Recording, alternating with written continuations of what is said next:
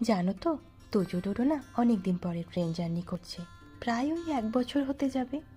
আর কাল রাতে যখন ট্রেনে উঠেছিল, উঠেই তো অন্ধকার হয়ে গিয়েছিল, তাই খাওয়া দাওয়া সেরে ঘুম। তাই সকালবেলা ঘুম ভাঙতেই দুজনে দুটো জানলার ধারে বসে গেছে কিন্তু, বাইরের দিকে তাকিয়ে থাকার জন্য। আর হ্যাঁ, তোমাদের তো বলাই হয়নি আমরা কোথায় যাচ্ছি। আর কিছুক্ষণ পরেই পৌঁছে যাব, দেখতেই পাবে তোমরা স্টেশনটার নাম। হিংসয় তো সবাই পেয়েই গেছো, তাও আমি বলবো না, স্টেশনটাই দেখাবো একদম। এই যে দেখো, স্টেশন কিন্তু পৌঁছে গেছি। সকাল বাজে 7:22। ব্রেকফাস্টটা আমরা হোটেলে গিয়েই করব। বুঝতে পারলে নিশ্চয়ই?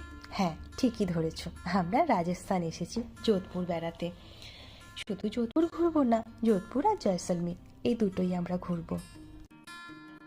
তাড়াতাড়ি ব্যাগপত্র নিয়ে আমরা ট্রেন থেকে নেমে পড়লাম। আমরা এখানে দাঁড়ালাম আর সৌগত গেল একটা ক্যাব বুক করতে এখান থেকে হোটেলে যাওয়ার জন্য। খুব একটা বেশি দূরে নয়, 6-7 কিলোমিটারের মধ্যেই। তবে গাড়িতে উঠে ফার্স্ট আমরা বললাম কোথাও একটা চা খাওয়াতে। সৌগত না দুধ চাটা পছন্দ করে না, আর বাপি তো চা খাইই না, তাই সৌগত দুধটাই খেলো। ওখানে না ওই ফুটিয়ে ফুটিয়ে ঘন যে দুধ বিক্রি হয়, দেখলাম প্রায় সব দোকানেই বিক্রি হচ্ছে। আর এই যে এরা সবাই খেতে ব্যস্ত। চলো, আর দেরি করা যাবে না, খিদেটা না সত্যিই পেয়েছে। হোটেলে গিয়ে আগে ফ্রেশ হয়ে খেতে হবে, তারপর আবার তোমাদের সঙ্গে গল্প করব। সবার আগে তো এই দুটোকে আগে পরিষ্কার করে স্নান করিয়ে খাওয়াতে হবে, এটাই এখন মেইন কাজ। চলো, টাটা।